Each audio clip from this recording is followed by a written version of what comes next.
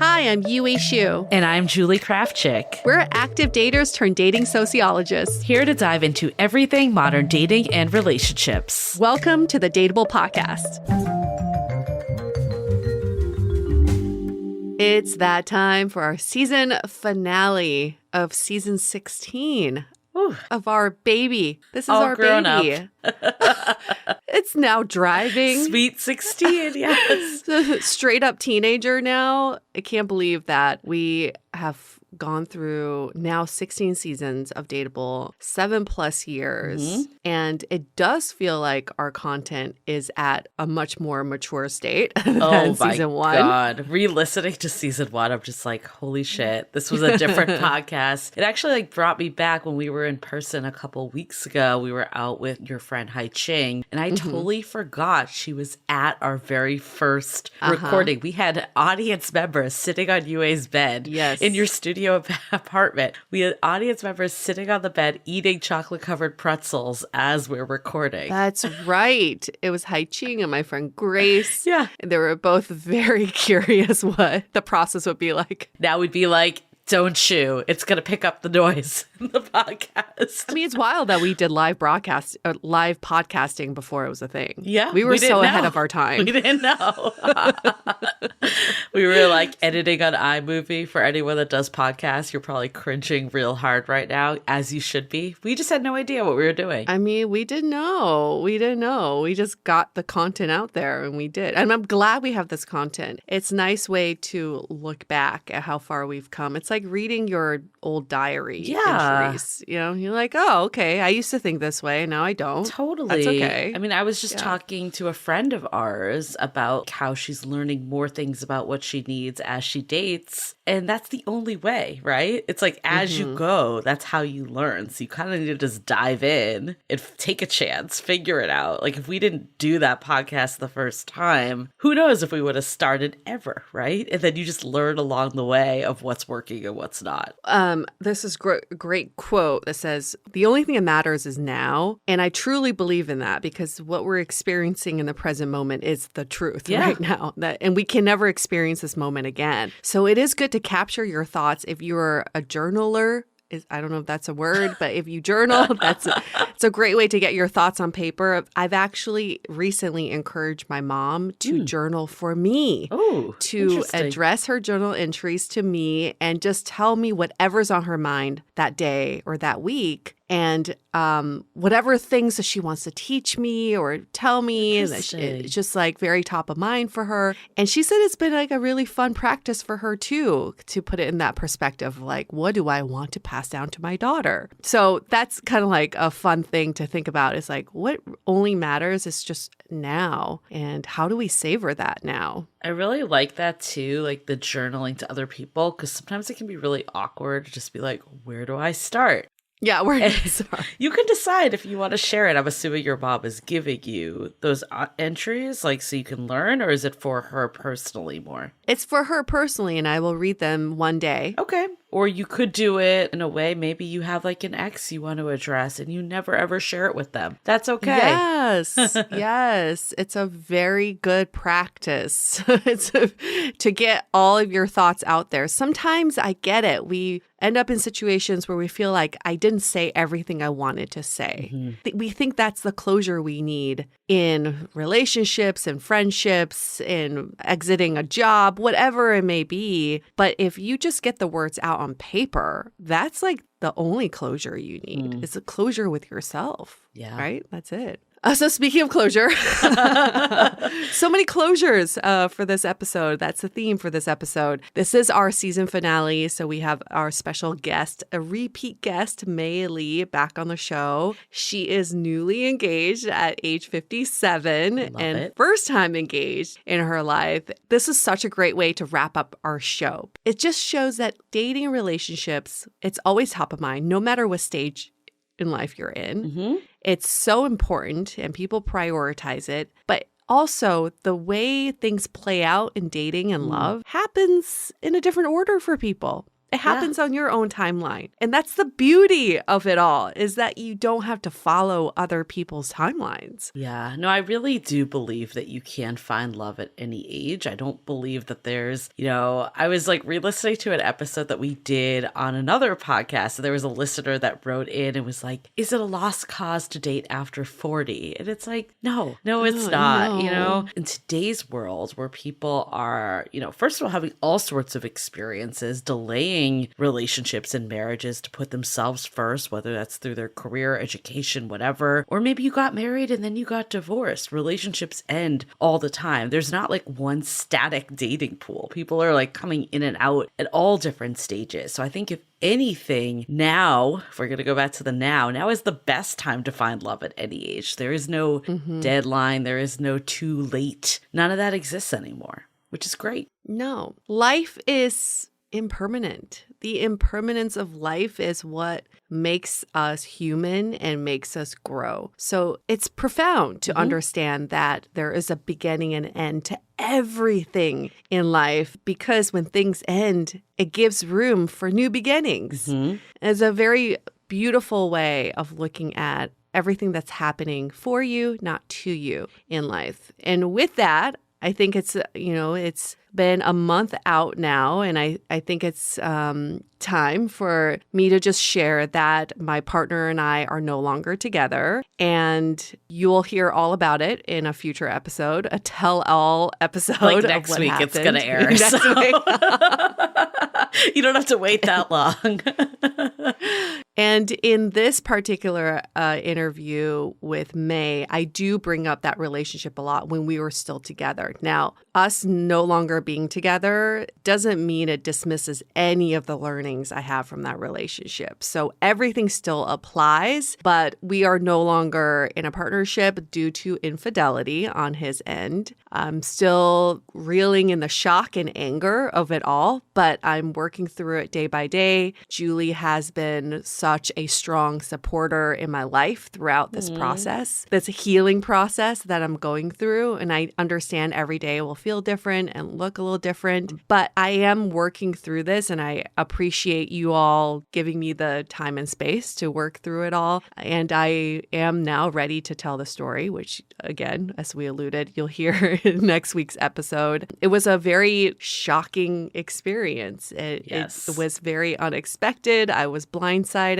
But, at the end of the day, like we said, the impermanence of life is what makes us human and makes us grow. So this relationship had to end for beautiful new things to begin. I mean, first of all, I'm always here for you. So that is. Thanks, Julie. And I think that's like, I don't want to say like the beauty of a breakup is that you do see the other love around you like more clearly than ever before, because no matter what our status is, like we have that love. So that's one thing. But I think another part is like, I'm just so proud of just how you've been handling this. And like, I know that, we don't know what tomorrow is going to bring. Like emotions change on a daily basis and there's a lot to process, but just how you've been processing it and, putting yourself and your needs first is really important. And ultimately, like the setbacks are really where all these learnings come into handy. It's really easy to say like, oh, I listened to this podcast and now I met someone. Okay, I don't want to say it's really easy because you did do a lot of work together. So I'm going to retract that statement. It is still an accomplishment. It's a lot of work. It's wonderful. But when shit hits the fan, especially when it's something that is totally out of your control, that you feel like you put in the effort, you've been vulnerable, you've been authentic, and you've still got dealt a bad card, that's when the workings really play in, because it's how do you bounce back in a way that ultimately gives you the love that you want still and that you deserve. And like we're learning from this episode, it's never too late. You might have thought this was your forever person at the time, but you're never too old to fall in love. So I think there's going to be something amazing around the corner. And I think I've said this before, but you follow May's footsteps quite a bit here. And, she had this relationship at 40 that she thought she should get married because she's hitting 40. This, seemed like the right person. But in retrospect, it was not the right person. And she's so glad it didn't work out. So I really think that like you'll feel that way soon, if not already. I know you said that you are already feeling that way. So yeah, it's just how do you come back from all this stuff? Because life ebbs and flows, and love and relationships, as great as it can be incredibly painful. But without being open to the pain, you can't ever be open to all that relationships do give you. Absolutely. And I think at the core of all relationships is yourself. Yeah. On your deathbed, all you're going to have is yourself and your relationship to yourself. And I do believe that I've been able to get through this and work through a lot of this because I have worked on a stronger relationship with myself through this podcast. And even in talking to my therapist yesterday, she was like, you know, what's interesting is that I've been waiting for you to kind of break down and you haven't yet. Not to say that you won't eventually, but you haven't yet because you have the tools to regulate yourself and to take care of your emotions. So when you have all of those tools, you don't operate at a level of trauma. You operate at a level of grief now. So it's a different stage. So she was like really proud of me, and I feel very proud of myself too. But again, it's not to say that these emotions won't get out of whack at some point later down the line. Who knows? I can't predict how my body will process through this experience. But at least I'm staying open to that process and being very compassionate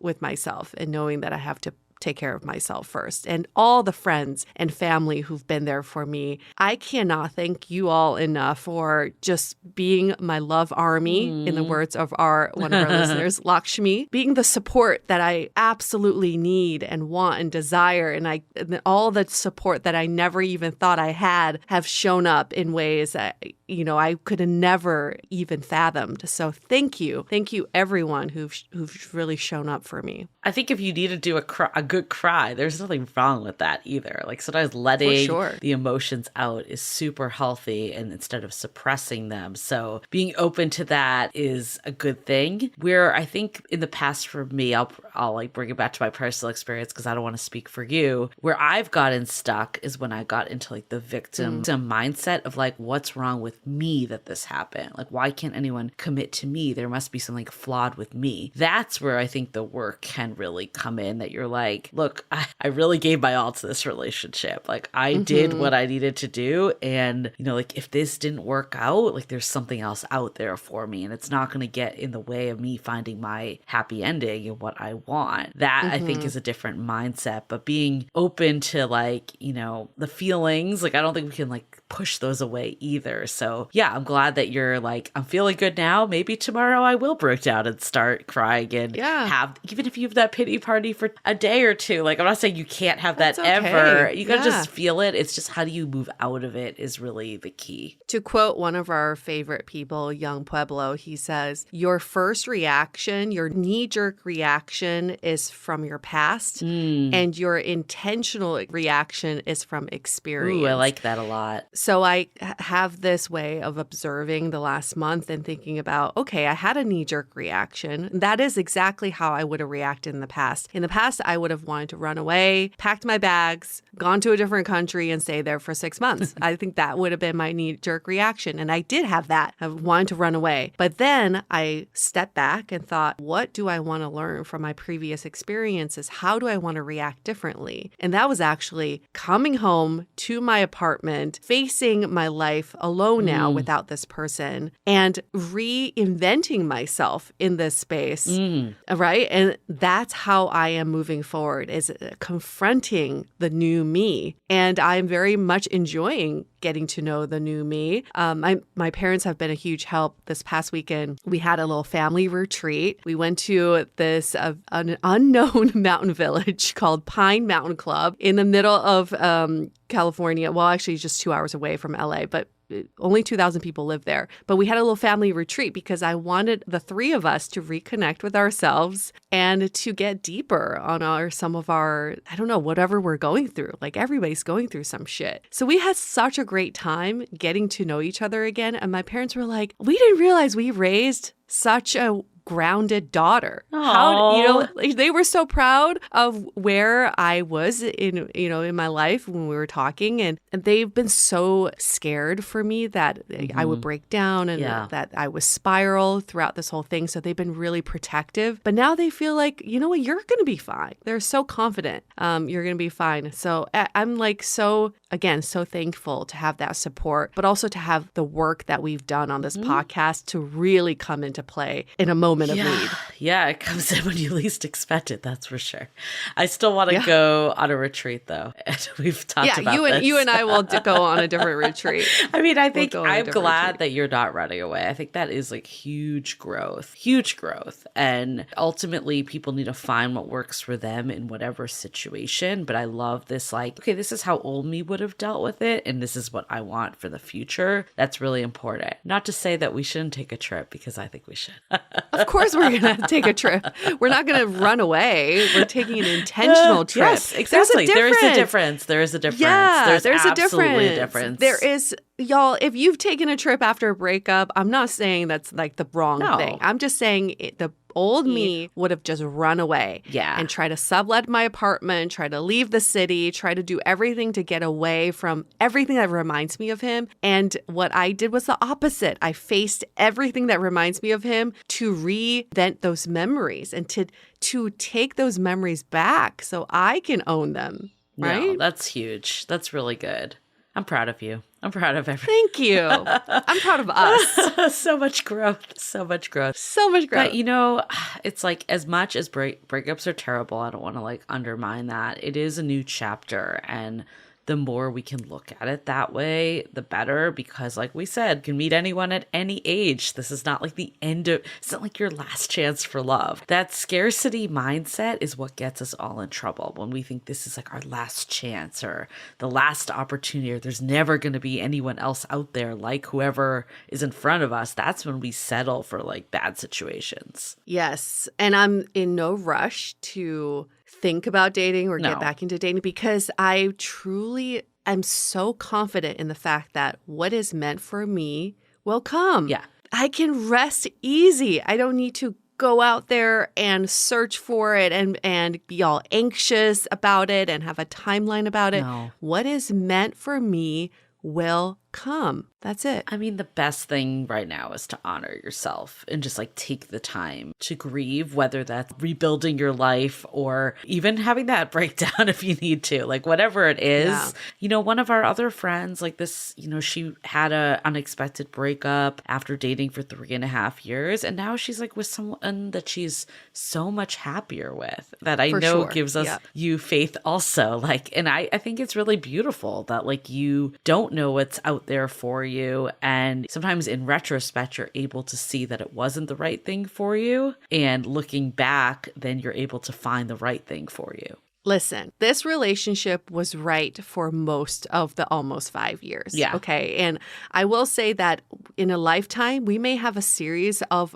significant relationships. I don't think it was time wasted. I learned so much and grew so much from this relationship. He was the right person until he wasn't. Yeah. That's how dating works. And I'm okay with that fact. I don't need to hold on to this person as the one when he proved himself to no longer be the one for me. Right? Well, I think that's the key. Yeah. And that's, again, I'm going to say this again. It's okay. That is how life works, and that is A-okay. Now, if I ever see him in LA, and if I ever run into him, what will I do? Well, I told you all, I murder my exes in my mind. He is dead in my eyes, okay? Like he does not exist in my world anymore. So I will not acknowledge him. This is not a person I need to spend energy even acknowledging. Right. Well, especially when someone does you dirty a little too. Like, it's like, fuck, yeah. Like, I think also sometimes the hardest breakups are when it's like, I'm just like there, but I'm not ready. Like all that. Like, because then you think there's like a chance still. And I still believe that even that is like, if I could go back and redo some of my love life, it would be not holding on to like this image I had and just accepting like, okay, maybe I thought this person was the one, and now that they're showing me they're not. Same with first dates. We see this happen all the time. It's like you had this wonderful first date, and then they start not really texting very often, or even you go out again and it's like not the same connection, yet you hold on and double down because you want to like get that back. Yeah. We need to like accept things as they progress. You're just learning new information and you get to make a decision every day. Absolutely. And so do they. Yeah. They get to make a decision on whether they want to be the right person for you or not, right? And then one day if they decide they don't want to be the right person for you, that's when you let them go. It makes a lot of sense in that way. But there is like so much beauty in the beginning and ending of relationships because it is a gift no matter how the relationship went. Well, unless it was a physically and mentally abusive relationship. That's not a gift. Get the fuck out, please. But in any relationship, as bad as a heartbreak and the breakup can be, it is still a gift because you were able to grow with this person and share a life with this person. And I want to honor that, right? To have had the chance to build a life with someone for those years. I think it is really fucked up what he did. And give you a preview of the story is we were in the middle of moving his apartment in San Francisco, moving him out so he can be in LA with me permanently. We were trying to conceive in premarital counseling, talking about going to City Hall end of this year. And we had just gotten back from a wedding where we were kind of like planning our own ceremony reception thing in the car.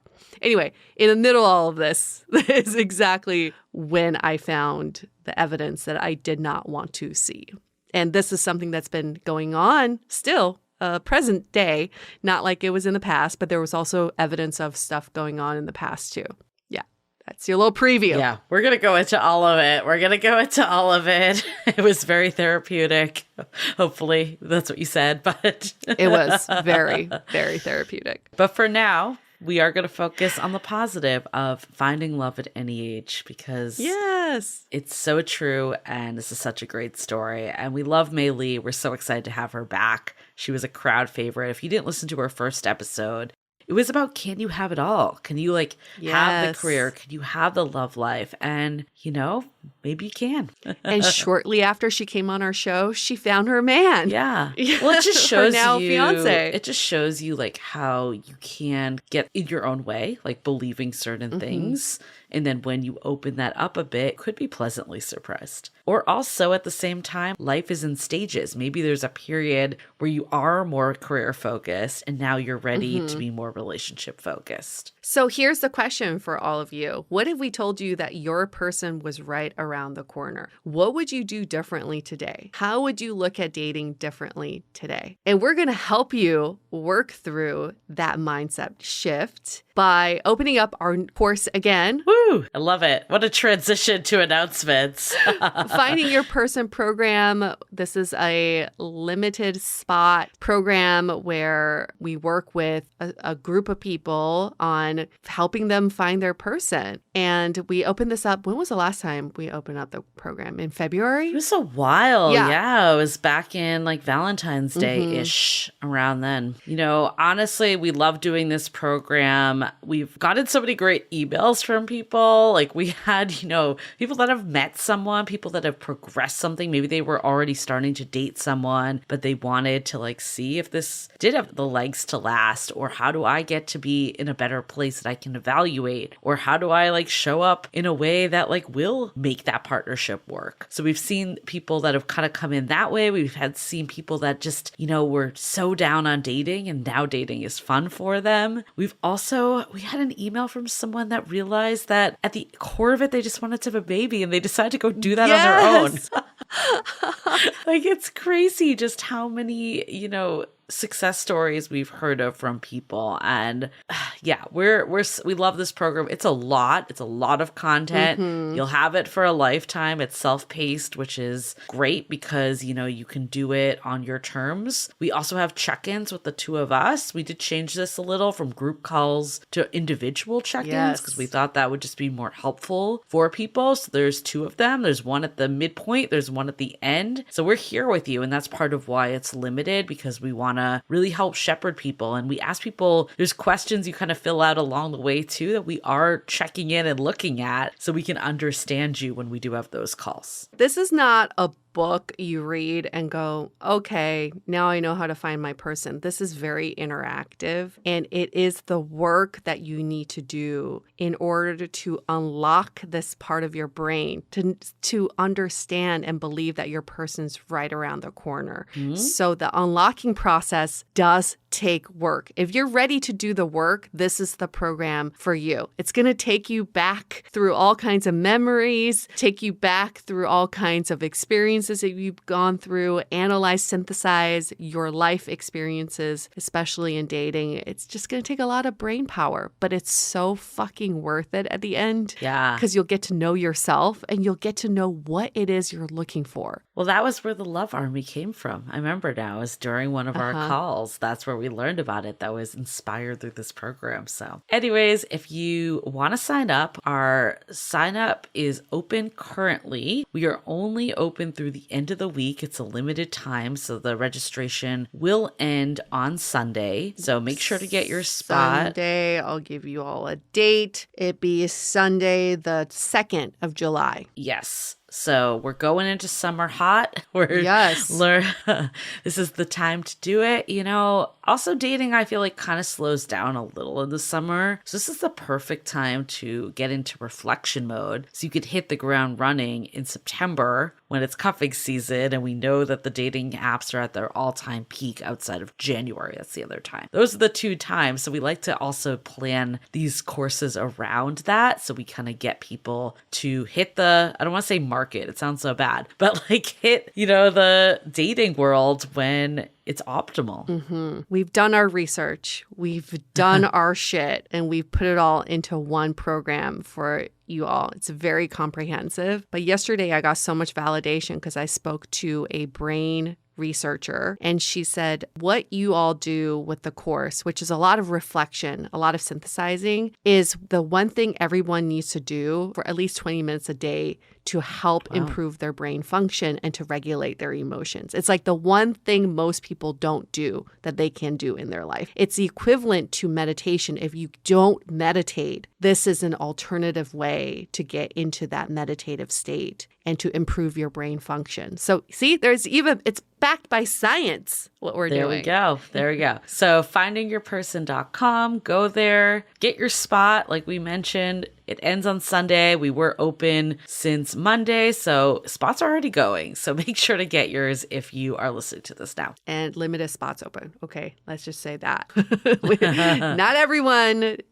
We want to make sure that if you want to do this course, this program, you sign up ASAP. Mm-hmm. Okay, well, we could talk about it forever, but we won't because we have an episode to go into. But before we do, let's hear a message from our sponsor. This episode is made possible by HelloFresh. This summer, HelloFresh is here to take the work out of eating well. Reach your goals with delicious calorie-smart and protein-smart lunch and dinner options, plus new vegan recipes too. HelloFresh also makes entertaining super easy with a selection of crowd-pleasing eats like their bratwurst bar with caramelized onions, Dijonnaise slaw and pineapple relish, or a snack board with pretzel bites, spiced bar nuts, and hot honey peach jam. The snack board has been a favorite in my household, by the way, and my guests are always so surprised that I got it from HelloFresh when people spend hours trying to assemble all of the different components. So here's a special offer to all of our listeners. Go to HelloFresh.com/Dateable16 and use the code Dateable16 for 16 free meals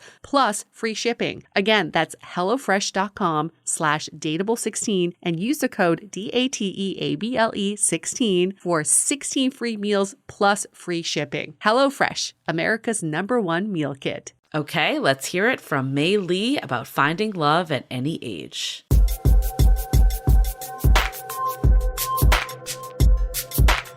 May, lovely May, the last time we spoke, we talked about having it all. Can you have it all? But can you have it all at the same time? Or can you not have it all at the same time? We had a really great discussion around that. We did. And shortly after, you stared dating someone, and now he is your fiance. Congratulations are in order, first of all. And I blame all of you. No, I'm just kidding. You do own part of this. And may I remind you and your listeners that it's because of that show where we were talking about can you have it all and, timing and all of that. It made me very curious about trying to go online to see what was going on, especially during COVID. Mm-hmm. And so I did with a very cynical attitude. Not surprised. Yeah, as a journalist, of course, I had my doubts. But it happened. I met the guy and now we're engaged. Go figure, lady. Look at this tone. Look at this tone. She's like, so I went shopping and I found this shirt and I was like, yeah, I'll take it. I'll give it a whirl. No, but yeah.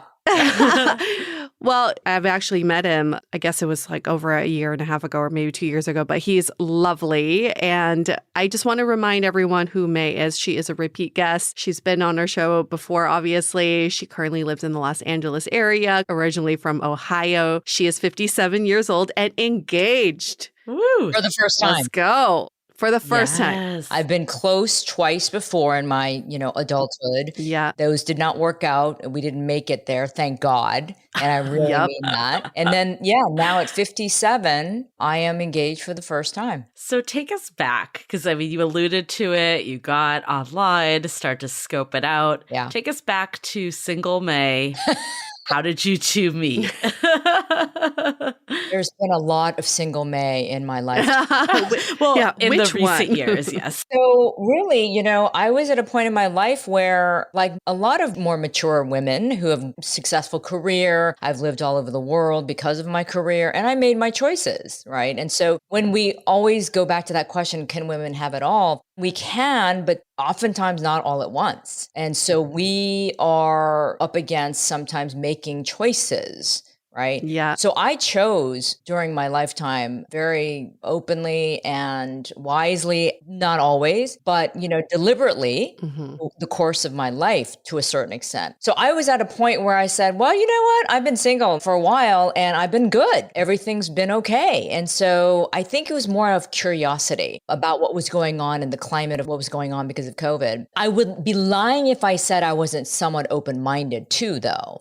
Even though I was cynical, I wanted to stay open-minded because I wanted to see, could it possibly happen now? Because as we know, oftentimes life is about timing. And so this is the perfect example of timing, because I think he was at a point in his life where he wanted to meet somebody and I was open to it and experimenting. And we met each other within the first week of both of us joining OkCupid. Wow. Okay, so this was on OkCupid. Love it. This was on OkCupid because UA had shared some data points with me that OkCupid during COVID had gone up something like 230% in terms of activity. Yeah. Something ridiculous. And it was because OkCupid requires a little bit more information. You have to fill out more stuff in your profile and you can ask a bunch of questions if you choose. And so that told me that people who were joining OkCupid at the time of COVID, they were more serious perhaps about meeting somebody and getting to know somebody, learning more about somebody before they even connected. And so that drew me in a little bit, saying, okay, there's a little bit more quality control that you can manipulate a little bit before you even connect with somebody. That's how it happened. And within the first week, he reached out to me. Okay.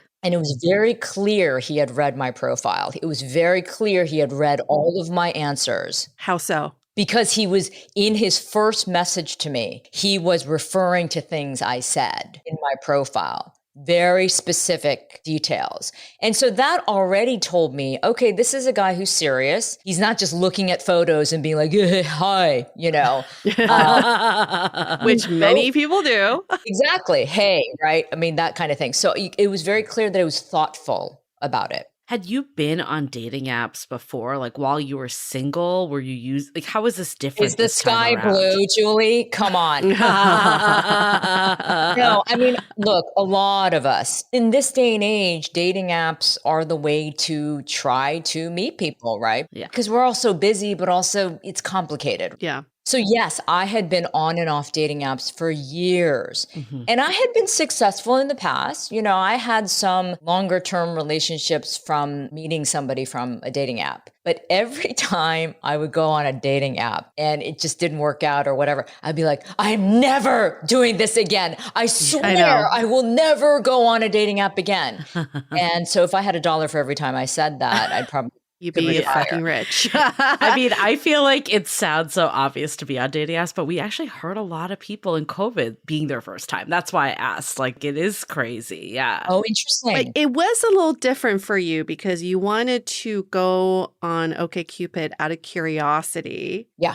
How did you do your profile differently, or did you do it differently than previous profiles? You know what? I think no. Whenever I would do my profiles for, any dating app, because I'm a journalist, I'm a good writer, of course. Mm-hmm. And so I always approached it very honestly and very sincerely. But I also wanted to project the kind of person I am, which is not some docile, timid female, right? Looking for a husband. I really wanted people to know who I truly am. So I would talk about my travels. I would talk about having lived overseas. I wouldn't say I was a journalist because I didn't want people to start Googling me and finding me because they would. Right. So I had to be somewhat careful about my identity. As one girlfriend said to me, why is it, May, that you would always meet really stellar people online, upstanding guys who had a decent career and, they were successful? And she's like, and I always get these like starving artist types, And I said to her, I really think it's because I'm projecting through the profile a level of confidence and somebody who's somewhat worldly and who kind of projects the character of, I kind of know what I want. And so I know that was part of why his name is Andre, was attracted to my profile initially. He liked what I was saying. He liked the honesty. He liked the confidence that he could feel. But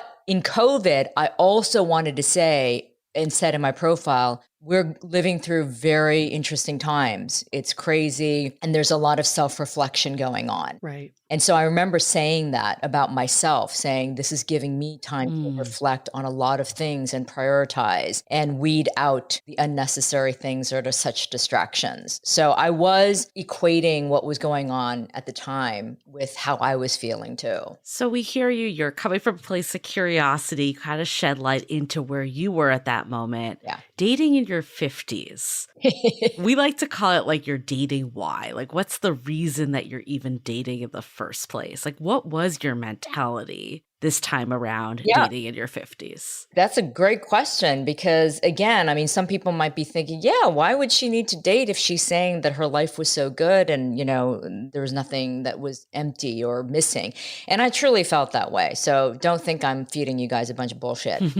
But I think it was a combination of COVID where we all just stopped and we started really thinking about what's really important to me? What do I value? What's the meaning of life almost? We were asking ourselves as well. Mm-hmm. And for me, one of the most important aspects of life at this stage of my life now is connection, right? It's about relationships. And I don't mean sexual relationships, boyfriend, girlfriend. I mean relationships, friendships, family, all of those things that really matter. And that's a core value for me. Yeah. Is that I need to have true relationships in my life to make me feel fulfilled. That's why I love teaching, because I have a connection with my students and I feel like we're giving each other some sort of value. So I think in my 50s, it was the combination of really knowing who I am, finally, also not giving a fuck about what other people think about me.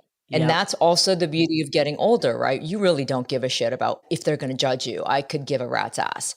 And so when you reach that point in your life, it really opens you up to more possibilities. Yeah. Because nothing's holding you back in terms of, oh, maybe I shouldn't do that because they're going to think badly of me, or, oh, I wonder what I look like, or, oh, yeah, look, I went gray during COVID.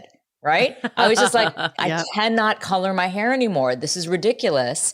And so now I have these gray streaks and I'm like so psyched because I'm saving so much money. And chemicals. And chemicals, exactly. It was the combination of all of that, Julie. I really think that that's why I think timing for me, that it had to take me being in my 50s to really be open to a solid, meaningful relationship that was good for me. And you're at a point where you're happy single. Yes. I think that is so important to highlight is I'm That's right. perfectly happy being on my own, curious to see if I can find a connection with someone, but if not, fine. Yes. This is a great life. Right. How do you think your dating why has changed throughout the decades? Like take us back to your 40s.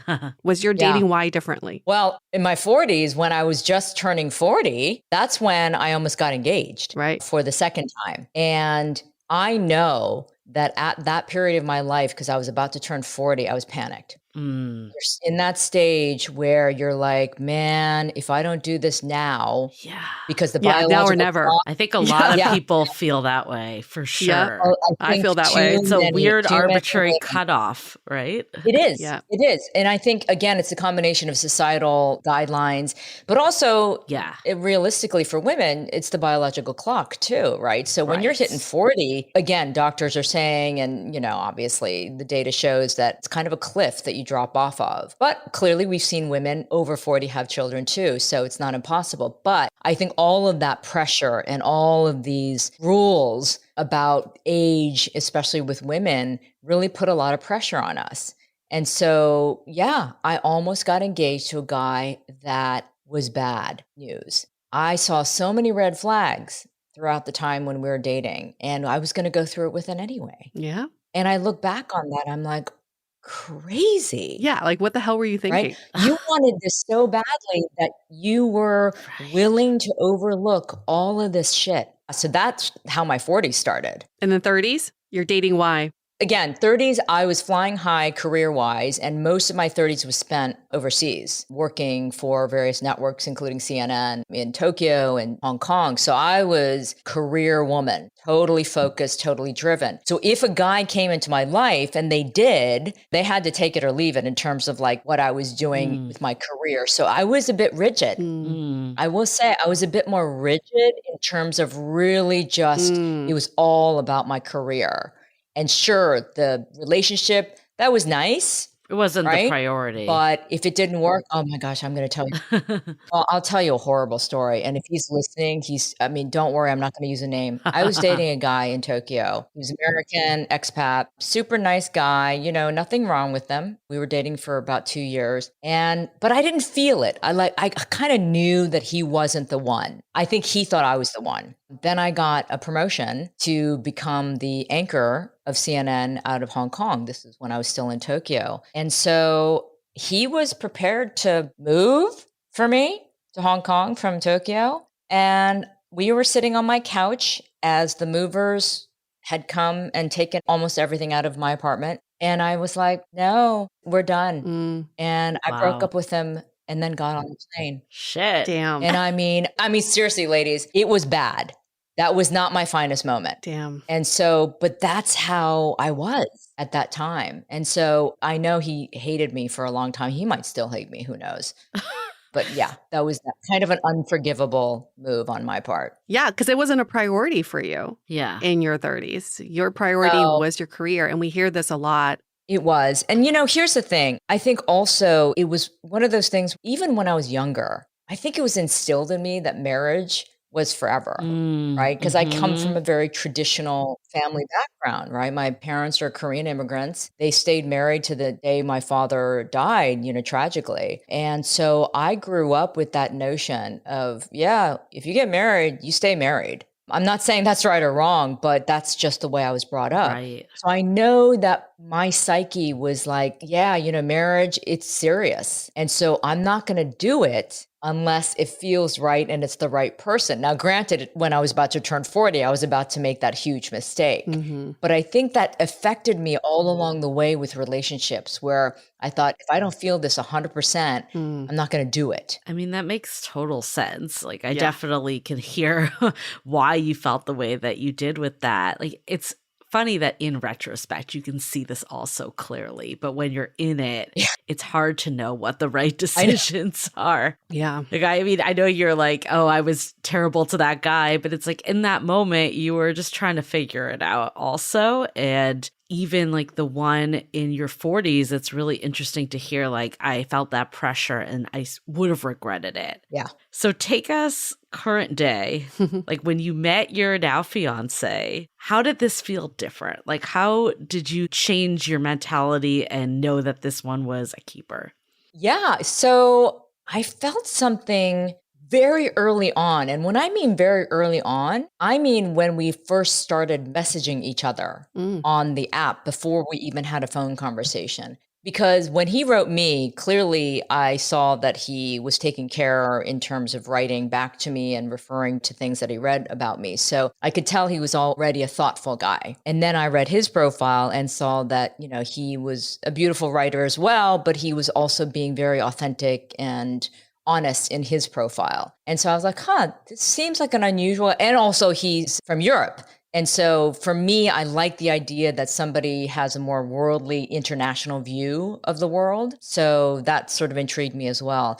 But once we started communicating, I felt like, wow, okay, this seems more real. And also because he's 1 year older than me, there's a level of maturity and sort of advanced thinking and sort of life experiences that we had both been through. And so that kind of made an easier connection. But he definitely expressed himself much earlier on than I did. And when I say that, he used the L word much earlier on than I did. And when he said it, I was like, whoa, Nelly, whoa, hold your horses. You know? What was your reaction? Wait, when did he say this too? I want reaction and when it was. Yeah, it was like less than 3 months in. Oh, okay. Yeah. I didn't freak out, at least overtly. Internally, I was like, whoa, this guy likes to move fast. But I could tell he really meant it. He wasn't just saying it for the sake of saying it. I could tell he really meant it. It just took me a little bit longer to get to the point where I wanted to admit it. And I think that's my stubborn side, but that's also my protective side. Right. We all have our armor that we put on, right? Because we've all been hurt and we've all been scarred. So I know that I was holding back a little bit more. But here's the funniest part. So because my mom is still a traditional Korean woman. And how old is she? She's 87. Okay. Yeah. So I didn't tell her that I was dating anyone for 6 months because, you know, with Asian parents, especially, you know, once you tell them something, they will not leave you alone, right? They'll ask a jillion, billion questions all the time. And they're very judgy. I don't want to generalize. They can be. And my mom is. Yes. And so I didn't want to tell her about this until I knew for sure. It's funny though, even in your 50s, you feel that way. Oh no! Yeah. It never, And she's 87. It never ends. It never ends. matter. She's still like, oh, my single daughter, Yeah. you know, my Oh, single yeah. daughter. Who's she dating now? Right. Exactly. Never Exactly. ends. So I couldn't do it until I knew I was ready. And then this is the best part. I put together a PowerPoint presentation. What? So wild to me. Wait, what Although I'm was going to try on- that. What was on this PowerPoint? This is Okay, amazing. Can you Okay. share your screen with us? I know. Can you present to us? Oh my God, you guys. Okay, so I put so much thought into this. I put a PowerPoint presentation with photos and a story Oh and my graphics and no, seriously, References. telling the story of how we met and like what Oh he's, my who he God. is and like all the nice things he's done for me Oh and my this and that. God. I mean, literally, it was a PowerPoint presentation because this is why I did it. If I just told my mom verbally, she kind of wouldn't absorb all of it. And she just would like inundate me with a billion questions, like I was saying. So I wanted to present it in a formal like presentation like that so that it would answer all the questions that I knew she would ask. And I was preempting that basically. Right. So I was just getting it out there. So she just had a visual aid, an explanation in simple amazing. terms so that she got the story and then she can, you know, ask me questions. That's how I told her. Did you include testimonials, maybe like a 5-star Friends, review yeah. from you? I should Credit have. score? Oh my God, that's Exactly. incredible. Ratings.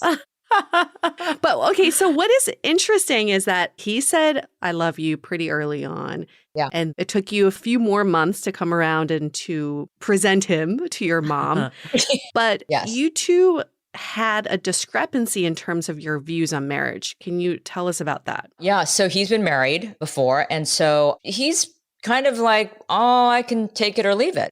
Right. As a lot of people tend to be if they've been married before. Some people want to get married, again, over and over again. But with him, he's like, yeah, I don't need to get married again. And so that was a point of contention, I have to say, for a while, because I would have these conversations with him saying, I understand your viewpoint because you were hurt and it was a bad divorce, all that. And so I said, I get it. But I said, but don't impose your feelings and your view on marriage on me because I haven't done it. Mm-hmm. And so that's not fair, right? So you should understand also where I'm coming from.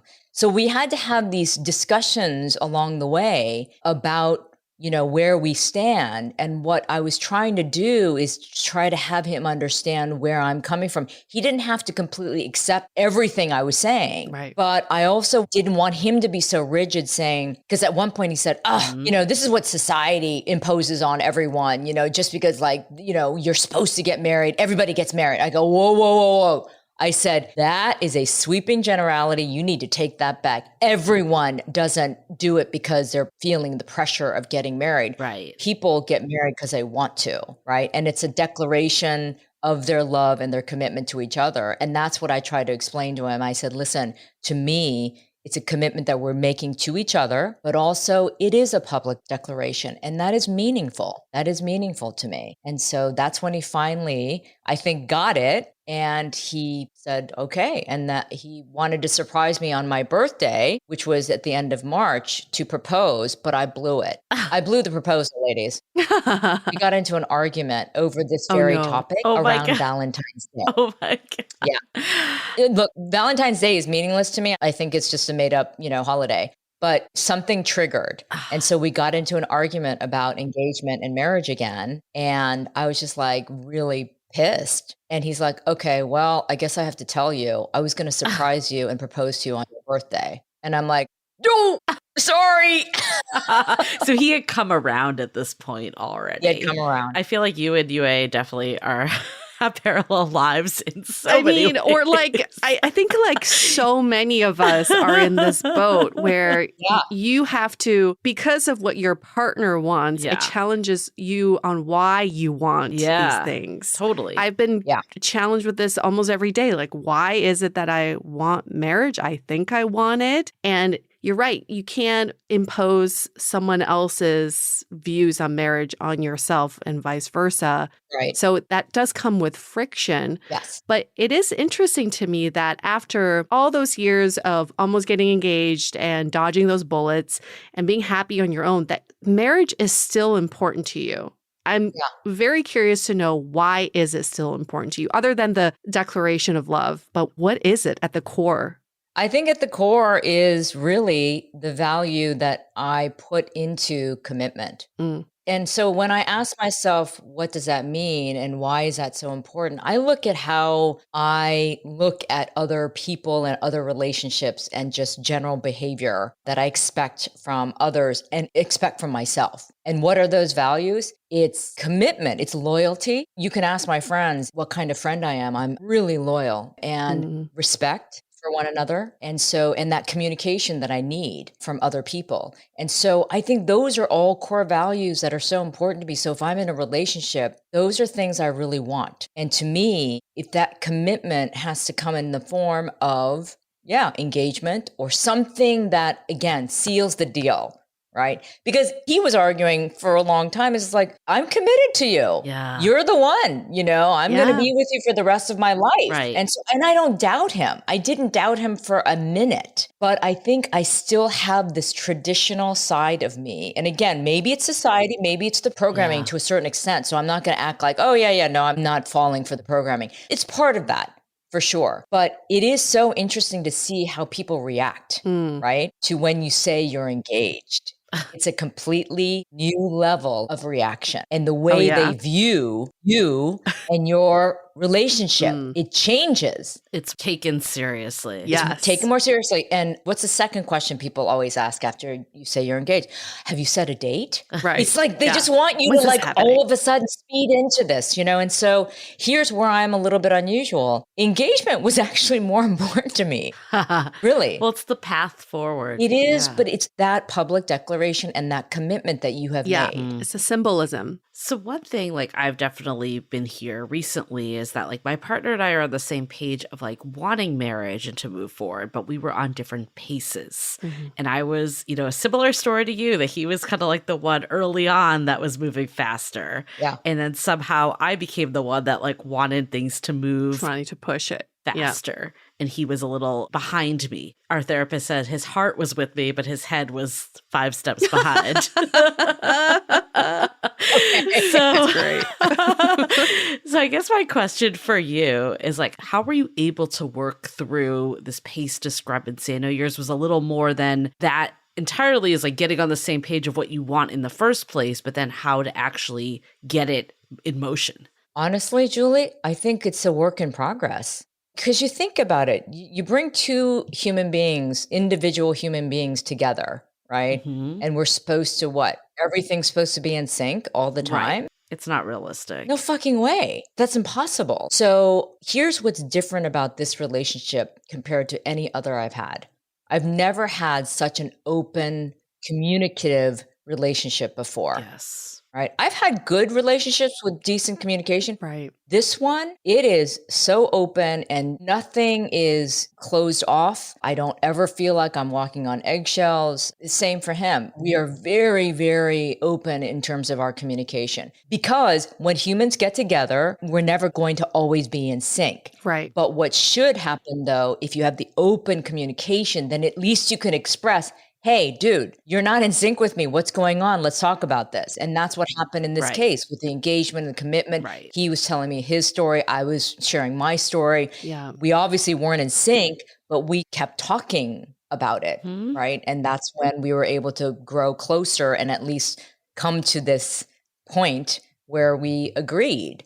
Right. Yeah. Now, moving forward, who knows? I mean, we're not talking about setting a date or anything that all these other people keep asking me about. I swear to God, I'm like, wait, I don't, and I feel kind of weird.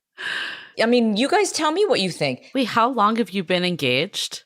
Like since the end of March. And then if we're not real time, it's like a month later, basically. Yeah, a month later. Yeah. That's exactly it. It's like people always want to know what's next. Yeah. Like that's when your relationship is progressing. But I'm with Yeah. you. I'm kind of like the engagement is almost enough just to that symbolism of commitment and love and getting rid of the boyfriend title. I know you also have an issue with the boyfriend title. I Tell hate us about that word. I hate the word boyfriend. I mean, So I'm juvenile. 57 and I'm like, this Right. is my boyfriend. I mean, let's come up with a better term. Yeah. And then I say partner. Partner. But if he's not with me and I tell somebody, oh, my partner, a lot of people assume I'm gay, right? Right. Yep. That's usually the term that's used. So Get that a lot. why can't we come up with a better term? But anyway, so now when I say fiance, it's weird to me too, actually, because I'm not used to it, but at least it's a different term. But yeah, so I feel pressure from people about, okay, what's next? And I'm like, well, God, can you just give me a second to just enjoy the fact that I just got engaged? Yeah. Yeah. And I mean, we haven't even gotten the ring yet because the ring, I had told him early on, I just gave him a warning and I wanted to give him a chance to, understand like where I'm coming from. I said, if we ever get engaged, don't go buy me a diamond ring because I knew that my mother passing down rings to me was like a waste of money for him to go buy a diamond. Mm-hmm. And so we're using a ring that my mother gave to me. And I'm having it redesigned and reset. So just waiting for that right now. It should be coming back in like a week, maybe. Yeah. So everything about this is sort of atypical. No real surprise for me. But No. if you had asked my friends in childhood, would you have ever guessed that May would never be married at the age of 57? They would be like, no fucking way. Right. Because, I was this shy, traditional girl. Let's hold that thought for a quick message. Are you ready to cut through the BS of modern dating and find your person already? We sure felt that way when we developed the Finding Your Person program. The endless swiping and bad dating behavior can really take a toll on your outlook. And sometimes you feel like you have every other aspect of your life figured out except for your love life, right? And that's why we are relaunching the Finding Your Person program that previously sold out. By talking to thousands of daters over the past 7+ years, we've been able to pinpoint exactly what helps people find their person. Registration is now open and will end on Sunday, July 2nd at midnight Pacific time. So spots are limited and we will sell out. So register by July 2nd. Go to findingyourperson.com to sign up. Again, that's findingyourperson.com. I do feel like you kind of touched on this earlier. It's like once there is this passing of 40, society tells you it's over, which is not true, clearly. Clearly not. People meet at all different ages, but for whatever reason, that is the narrative that is told, especially in today's world where people are coming in and out of the dating pool with divorces. Like, it's not true whatsoever. Yeah. Like, how did you kind of get over this? Like, what was reactions from friends and family? Like, how did you change that narrative for yourself, but also for others? Well, I think I've kind of lived my life, especially into my 40s and then obviously into my 50s, embracing that idea that we're getting better, because I actually was getting better and I felt it. I felt it physically. I felt it mentally, certainly. I think I have been living this life for the past decade and a half now, where I really didn't want age to define me. I didn't feel my age. I didn't look my age, and I was still thriving with my career and all these other things. So dating, I mean, it does get more challenging because of the age thing. That's why so many people lie online, right? And I never did. And so I know that erased an entire pool of candidates out, because these asshole men who are in their 50s would say their maximum age for a woman would be like 35 or something like that. Ridiculous. So Yeah. ridiculous. It's like, you don't want that anyways. No, absolutely not. But I would always think to myself, when I saw these guys with that kind of tight age range, like, wow, you guys really are missing out, because you are now not meeting women like me and all of my other friends who are fantastic, just because you are judging a woman just because of her age. Right. And that's unfortunate. So for me, I never wanted to restrict myself. And I certainly didn't want to project this image like, oh, I'm done. I'm over the hill. I give up. Yeah. And women out there, please take me as an example. At 57, engaged for the first time. Yeah, it can still happen. Yeah. If you want it, right? If you want it. Yeah. I think it's good to know. It happens at the right time. I think that's what it is. It's not like, oh, later in life you can. Right. No, it's like it happens when the right time is for you. Yes. I do want to ask you this what's next question, but without the pressure on it, because I am curious to know, now that you're engaged, you are about to merge your lives together. And my partner and I recently kind of went through this as we created a joint checking account, and we're going to combine some of our finances. And I can tell you, it is unsexy and it is not fun. And I kept thinking, if we get married, it's like this times 100. We're going to have to be merging so much of our shit together. Isn't it easier to just keep lives separate? Anyway, that's my own thing. But what are your plans, being non-traditional that you are, of merging both of your lives together? I don't know. She's like, don't ask me that. That is the honest answer right now, because I can't say that I haven't thought about it. But when I think about it, I'm like, God, I have no freaking idea. Because like you said, merging two lives, especially, we're both in our late 50s now. I'm 57, he's 58.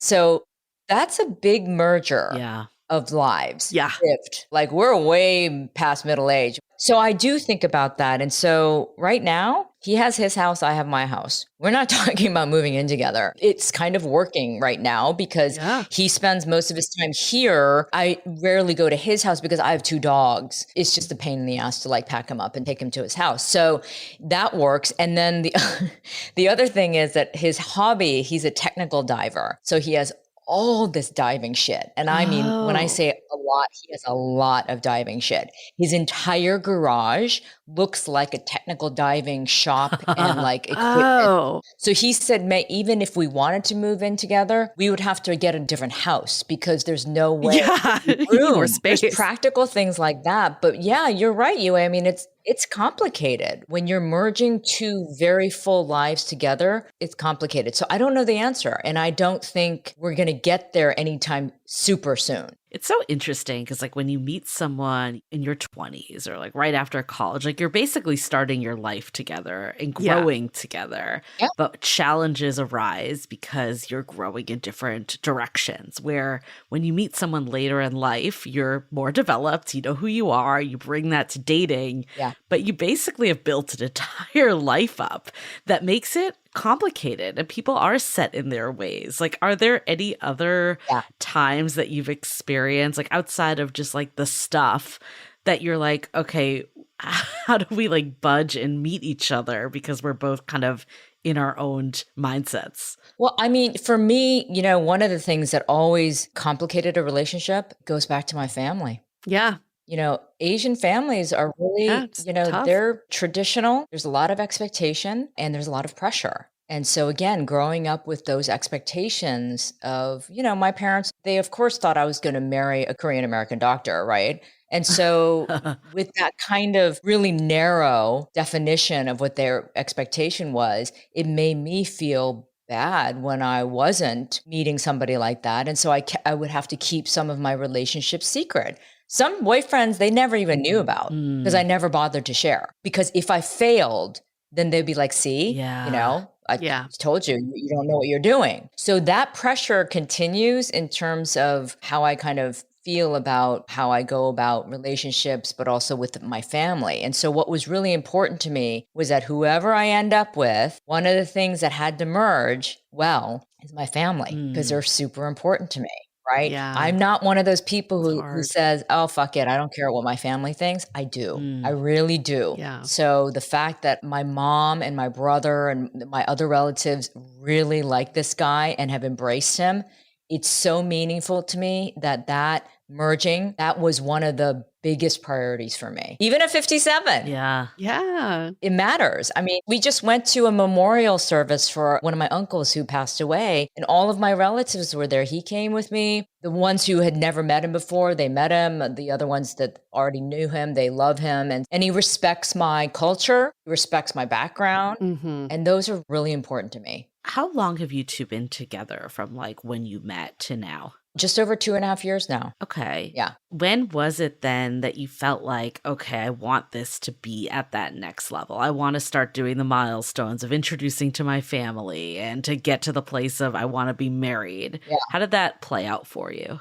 I think, like I said, it was a 6-month mark when I put together that PowerPoint presentation for my mom. And so that's when the cat was let out of That the was your bag. DTR. That was with your mom. That was probably a milestone. Because I did that, that was actually a serious milestone because if my family now knows, then I really wanted to grow this relationship and hopefully make it work. Yeah. Now, again, I wasn't putting pressure on myself like I've done in the past, but that meant something to me. He was being integrated into my family and then friends and all of that. So I think it was a slow burn for me. You know, sure, I had in the back of my head, wow, if this is the guy for me, then yeah, the eventual next step for me would be some sort of more serious commitment. But he had some bumps along the way because of how he felt about marriage or engagement and how I felt about it. Yeah. So we did have to work through that a few times. Oh, yeah. It wasn't just one conversation. Right. We had several conversations about this. Oh, yeah. Julie and I know that all too well.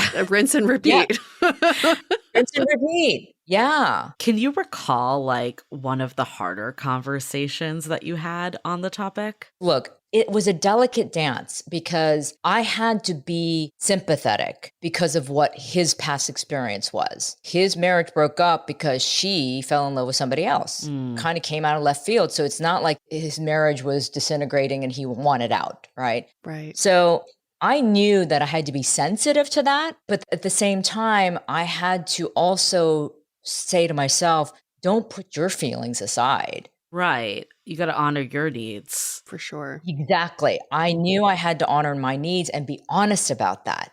I think a lot of people in relationships, they have these deep-seated feelings and they don't express them. They don't communicate them until it gets to the point, the boiling point, right? And it's just like you blow up. Yeah. And I never wanted to do that. And believe me, there were a couple of times when I thought I was going to, and I would have to say, we got to talk, or he would sense it. And thank God he's Swiss, so he has a very calm demeanor, which is an advantage. So he stays very calm. We would be able to approach it and open up and talk about it before it got so heated. I know that there have been moments where it was uncomfortable. Mm-hmm. I could feel myself retreating because that was my MO in the past. Yep. I would retreat. Yeah. I would put on the armor and I'd be like, nope, I'm not going to talk about it. But this is different. It's different and it totally works, you guys. I mean, I wish more people would do this. And it took me a long time. It took me 50 fucking plus years to figure it out. But it also took the right person. I'm like nodding because I have gone through the exact same thing in the last 6 months to a year. Like it's been the same conversations. And I know for me, a big part of it was that it brought up my own shit. Like in therapy with a couples therapist, my partner would say something, I would take it, and it would activate like a worthiness wound and a validation aspect of my own stuff. And the therapist is like, I'm not actually hearing what you're hearing. So that showed me there's so much of our deep-rooted stuff that comes up in relationships, like with all of this. Yep. Did you have any of those experiences? You know what? I just thought of something that he had a revelation during one of our moments, but this was fascinating to me because Julie, you're right. A lot of stuff from your past and your childhood, all this stuff starts. Yeah. So at one point he got very upset that my mom had told me she didn't want to stay overnight at my house if he was here. Oh. Meaning if he was going to be spending the night, right? And because she's very traditional, right? Oh. And I respect that. It's fine. It's fine because we were not engaged. Yep. We're not married. And so she's a traditional Christian Korean woman. Okay. So let me just put that out there. Yeah. So I told him that and it triggered something very bad for him. And he got very angry and he was like, I'm being rejected. Your mother is rejecting me, and all this stuff. And I'm like, no. I go, it has nothing to do with you. Yeah. Yeah. It could be any man. Yeah. It could be any male. She will not accept it because that's how she is.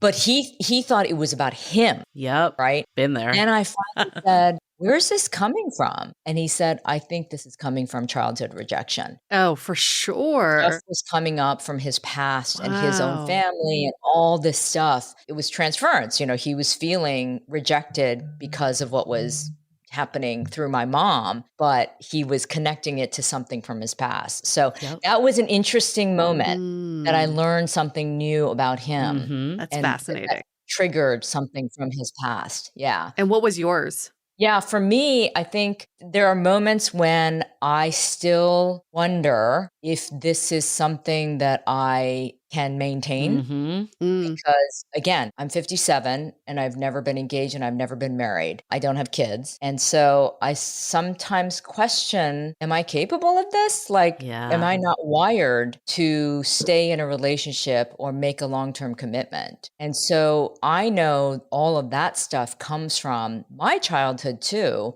Not because of my parents, clearly they stayed together, but I think it comes from the idea of perfectionism that was ingrained in me. Yeah. And that if it's not perfect, then I better step away or I'm going to disconnect from it because it's not going to be perfect. So I've had to train myself not to have that kind of expectation. Yeah. But that almost contradicts what you want, which is you wanted marriage. But this feeling of, can I even maintain this? But I still want it. Yeah. It's very interesting. Like you've got But both. then when someone's not giving it to you too, I can see you're like, how I wanted that's more. activated completely. Right. You're like, now it's just confirming that belief. Right. May, did you ever have at any point think, if he loved me enough, he would want to just marry me. It's that simple. Yes, of Like, course. why can't it be just that simple? No.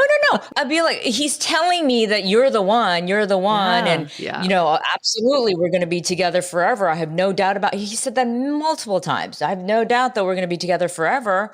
So what's the problem? I mean, in his mind, it was just like, well, what's the problem? There's no question. You should know that I'm committed to you. Yeah. And so, yes, logically, that makes sense to him, of course. And, overall, sure, that makes sense. But still, there is that part of you that still wants that symbolic commitment, that declaration to the rest of the world. And again, it has nothing to do with people like celebrating with us or congratulating us. Mm-hmm. It's just when you make a public declaration of any kind, you are accountable to that, right? That means you have to stick with it. I mean, at least I'm a woman of my word. Yeah. And the word to me is very valuable. So, if you say it, you better mean it. Yeah. And so when I see the world that we live in now where nobody's accountable anymore, Right. you can say one thing and do another. You can lie through your teeth and all of that. You can double down on bullshit. That's the world we live in now. But to me, that's a core value. I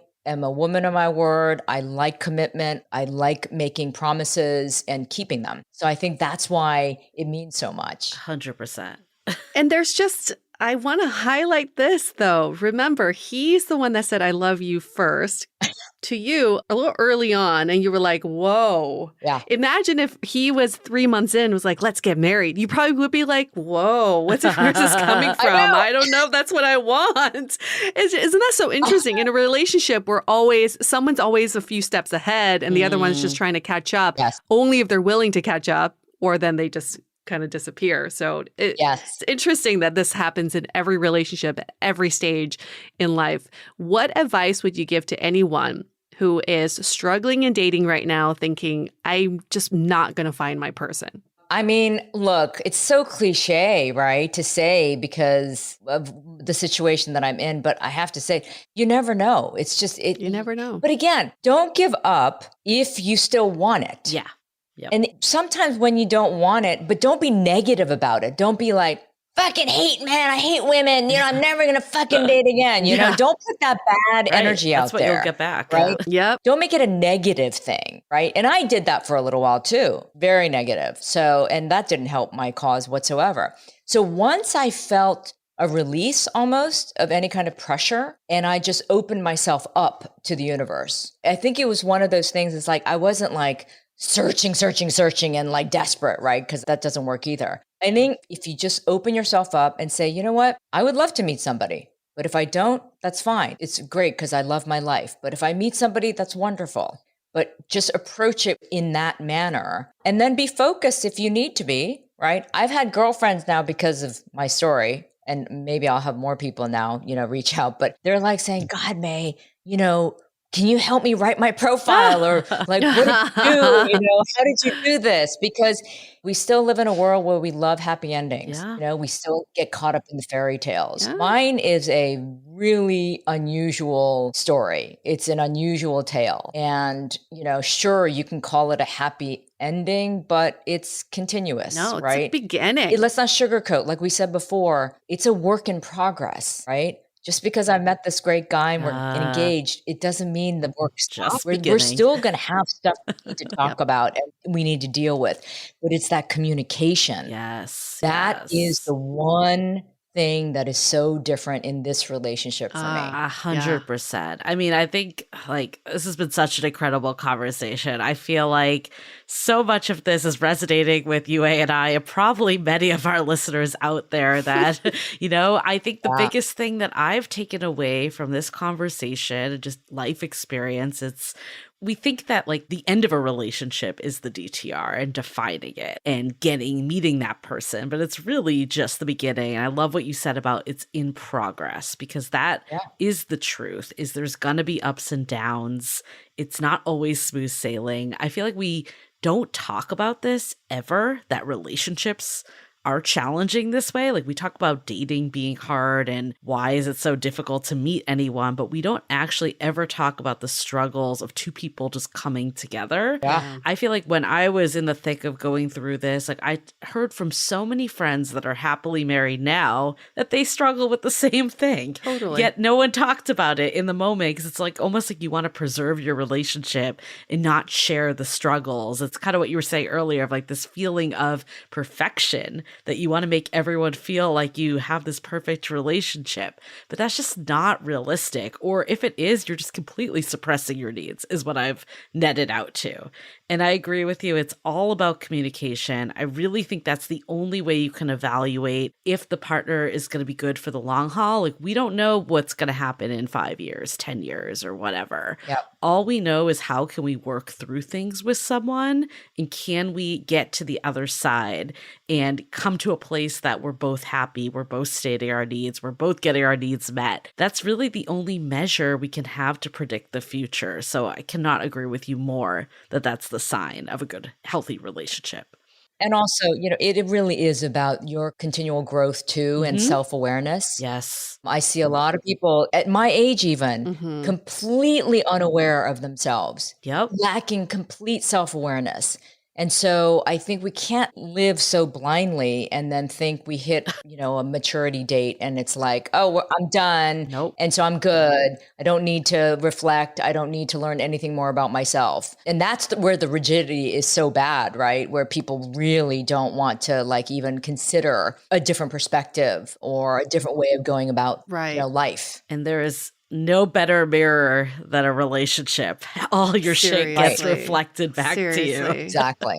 The word is evolution. We keep evolving our relationships, and the only way to do Yes. that is through conflict. Without conflict, if everything feels honky-dory, You don't grow. the relationship stays stagnant because it means that you're not addressing the points of contention. Correct. So it is so important to find a partner who's willing to do conflict with you and who's willing to not give up on the relationship. Right. I had a very emotional conversation with my parents last night after 2 glasses of wine, and they said, what makes this partner different than all your other boyfriends?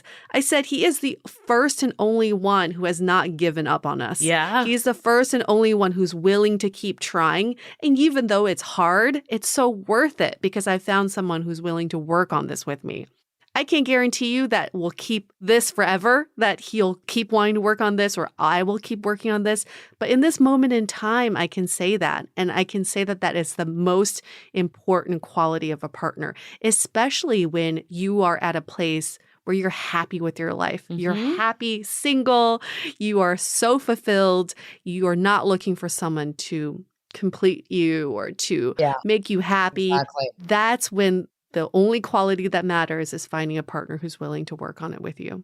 And I love that you both started the relationships as these very defined identities. He's like, I've been married. I'm not going to get married again. You're like, I've never been married and I am open to it. And, just very strong identities. And then now you're merging the two identities where both of you, it's not even sacrifice. It's that you've just kind of melted into each other. And now you have this new identity that you're moving forward with. So this is not the end of this chapter. It's the beginning of another chapter.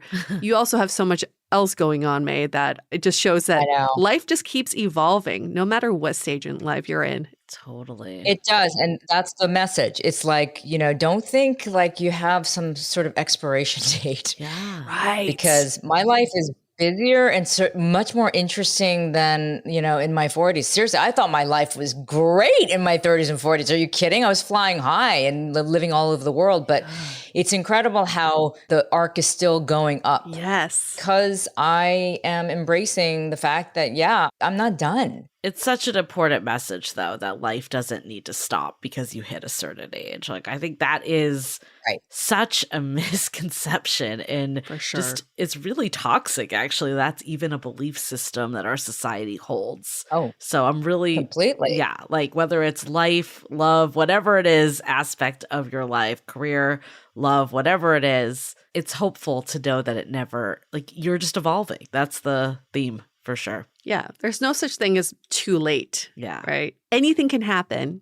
around the corner, anything can happen. And we're here for all that magic. Well, congratulations to you, May, on starting this new chapter and evolving your identity, evolving your life. If people want to get to know you better, because you know that you've also evolved your own show, the May Lee Show is now Shoes Off Inside. Tell us where people can find you. Yeah, so Shoes Off Inside with MKT and then Kelly Hu and Tamlin Tomita. They're my co-hosts. And so if you guys are familiar with Hollywood Trailblazers, those two are definitely two trailblazers. And that show is on YouTube and then, of course, on all podcast platforms. So we have a lot of fun on that show. And we're all women in our 50s. Amazing. Who want to, again, break the stereotype that women are done and, you know, you just put us on the shelf and we go away. Clearly not. Especially here to stay. Yeah, especially with Asian women. I think there's a lot of stigma there too of trying to stay really super youthful and all that. But all three of us are showing our grays too, our gray hair. We're really trying to redefine what it is to be older, badass women. So fantastic. I think that's all women. I mean, it's definitely Asian women, but it's probably resonating with every woman out there. I think so. I think we're claiming our space and we're not letting, you know, these old traditional rules and, you know, stereotypes take over. Let's keep doing our thing. Let's keep you guys too, for doing sure. our thing. We're doing it. We're doing our thing. And for all of our listeners, you know, you could do your thing, which is by giving us 5-star review in Apple Podcasts. Just hit 5 stars. But in the review section, maybe write a little something about what you learned in this episode. Maybe it's about evolving yourself, evolving your identity. It's about it's never too late. Or maybe you learned that, hey, maybe you just don't really prioritize relationships right now. That is okay. It is absolutely okay to not want to date or to not want to be in a relationship when you're prioritizing other aspects. So whatever it is that you learned from this episode, write it in the comments of that 5-star review you're about to give us. And we thank you for it. Thank you, May, for being a repeat guest. It's always such a pleasure to hear from you. I'm sure we'll get another update from you in a later season. Very much looking forward to all the updates to come. Or no updates. That's okay too. Yes. We don't have to think about what's next. Just enjoy your engagement. Going with the flow. Exactly. All right, we're going to wrap up this episode. Stay dateable. The Dateable podcast is part of the Frolic Media Network. Find more podcasts you'll love at frolic.media/podcasts. You can follow us on Instagram at Dateable Podcast and visit dateablepodcast.com for access to all the episodes and our premium programs. Also, make sure to subscribe today if you haven't already on Apple Podcasts, Spotify, or your favorite podcast platform so you are the first to get all the latest episodes. And most importantly, stay dateable.